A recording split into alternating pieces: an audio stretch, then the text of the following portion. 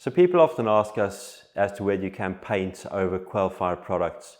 Generally, we do not recommend this. This is because this is not tested in a fire tested scenario.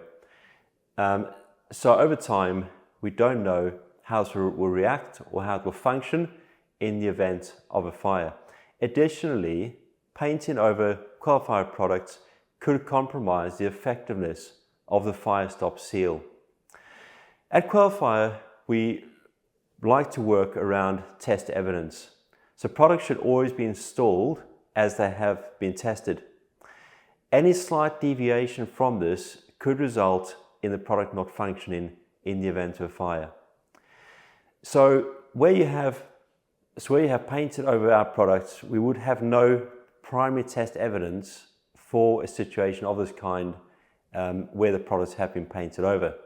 However, there are some exceptions for the QF2 fire protection compound and for the Quelfire putty pad. With regards to the putty pad, these are installed in exposed socket boxes and they can sometimes be sprayed with paint. Where the paint is a water-based paint, this will not stick to the putty pad, therefore it will leave the putty pad unaffected. Where the paint is an oil-based or solvent-based paint, this we do not know or do not have any idea how this might affect the putty pad. Therefore, we recommend that you actually replace the putty pad in the event it has come into contact with an oil-based or solvent-based paint.